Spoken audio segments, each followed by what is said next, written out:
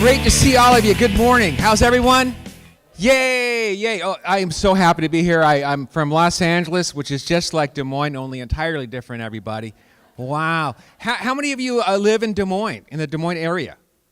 Nice, nice. I just love the Midwest. If you don't live here, great place. Particularly, you know what I like about Iowa in general? The roads, like you've got 35 north and south, 80 east and west. And last time I was here, Angela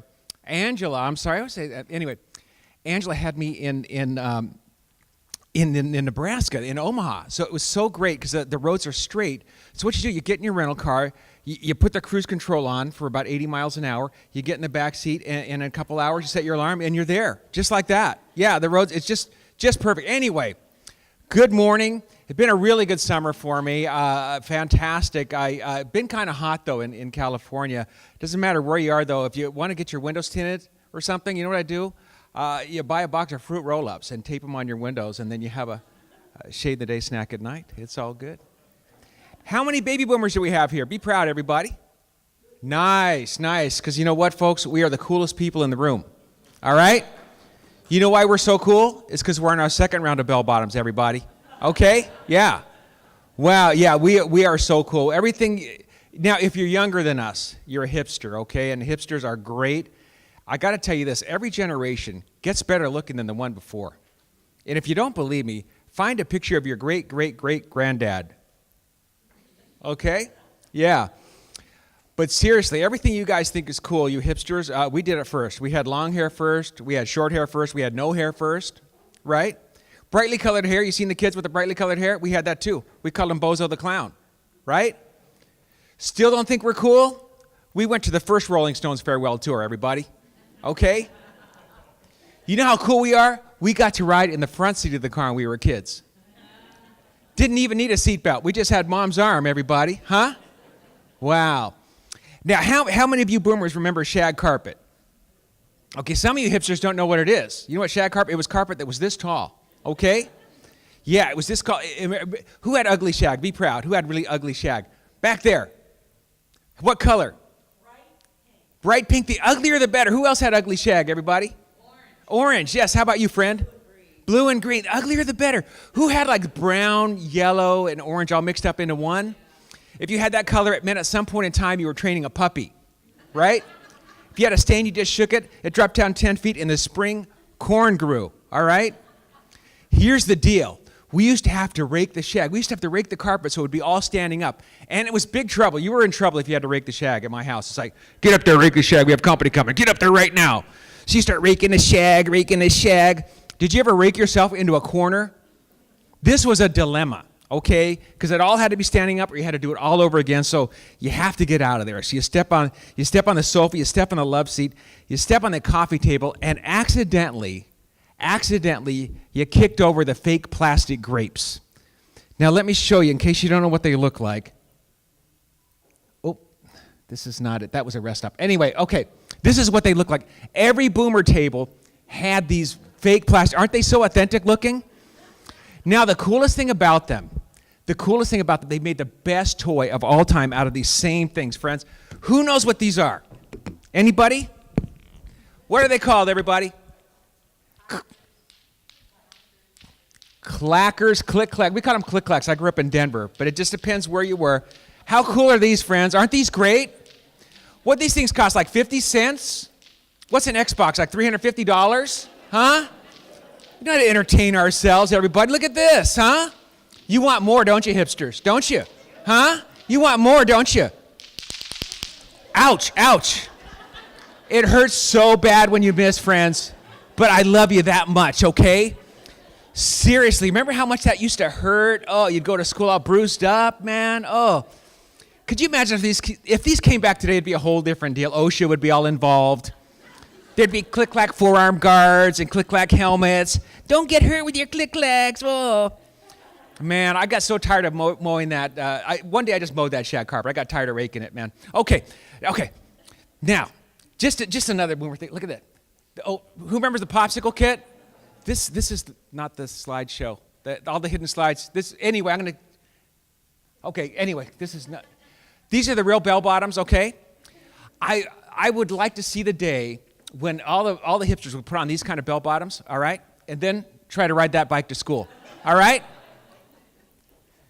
All right, this is the kind of stuff we did when we were kids, all right? This is the millennial anti-theft device. That's what I wanted to show you, all right? Good stuff. Well, you guys are good laughers. I love that. That is so good. You know what I like about that? When I leave LA, this is so good. I just meet real people, and I just love that. I did a show in Beverly Hills last week. Really tough trying to make people laugh. They're all Botoxed up. I had a couple in the front row had so much plastic surgery, their faces were being held back by a chip clip. All right? Wow. You know, you guys are great. You have a wonderful attitude, and that's what I think is fantastic. You know, because everything starts with the attitude. Everything starts with our thoughts. Our thoughts determine our feelings determine our behavior, and our behavior ultimately determines our character. You know, the average American is in a bad mood 3 out of every 10 days. So that means a third of you right now are really ticked off. Okay? That's how it is. So friends, what we need to do, we need to learn how to operate in what I call an active mode as opposed to a reactive mode. Our responses are independent of what happens to us. Let me show you how that works in real life. Okay, here we go. This is my brother-in-law. His name is Brian Fink. I doubt if you'll ever meet him, but he's just a fantastic guy. He was vice president of sales for a very large home builder, one of the top producers in the country. On his way home to his daughter's 8th grade graduation, they called him back to the office on a Friday afternoon, and they fired him. That day, they fired every single vice president of sales, company-wide. Didn't have anything to do with productivity, it just had to do with policy. Brian goes through the whole weekend. No one knows anything wrong because in Brian's mind, nothing is wrong. He's operating in an active mode. Monday, we all find out that he'd been fired. He was gone all day. We were really worried about him. And he comes home smiling. Brian, where were you all day? He says, well, I was writing thank you notes. He wrote 66 thank you notes that day, handwritten, to all the people he had worked with throughout that time. I saw him. I happened to have a gig in Albuquerque where he was at the time, and he was wearing this shirt. Again, this shirt was about a month after that. I said, why are you wearing that? They kind of dogged you, dude. He says, no, I would never be where I am if it wasn't for them. I'll always be grateful to them. And then he says this, I can't wait to find out what's in store for me next. And you know, Brian had the best year he'd ever had that year. And his life just happens to work out that way because he's always in an active mode. He's one of these people that 2% of Americans are in a good mood every single day. And friends, Brian is one of them. All right. Every single day. How do you have a great attitude? Here's one good thing to do, and it's pretty easy to do. Every single day, make yourself do something that you do not feel like doing. Every single day, make yourself do something that you do not feel like doing. It's much easier to act yourself into a feeling than feel yourself into an action. Did you get that? It's much easier to act yourself into a feeling than feel yourself into an action. If you wait till you feel like it, you probably aren't going to get around to it. What does this do? It shows you that you're in control of yourself. You're in control of your attitude. You're in control of your emotions. Let's talk about teamwork very briefly. Where's my teamwork slide? There we go, teamwork. Teamwork. I'm going to give you a really quick quiz on teamwork. Definition of teamwork: a group of people working together to achieve a common goal, to accomplish a common purpose. That's definition 1. 2, one person on the team does all the work, but every team member gets equal credit. 3, everybody on one team does an equal amount of work, but an entirely different team gets all the credit for the work. Which one is teamwork? All of them. Because teamwork is a very vague concept, and it needs to be defined. You can't call someone a team player if they don't know what the team is. Yesterday, Angela had me speaking at High V, or High V. Do you say High V or High V? High V or High V? I don't know. But they have a wonderful slogan. It's a helpful smile in every aisle. A helpful smile. So that's their motto. Everybody on the team knows what that is. And if you go into one of their stores, it reflects that. So see, they know what it is.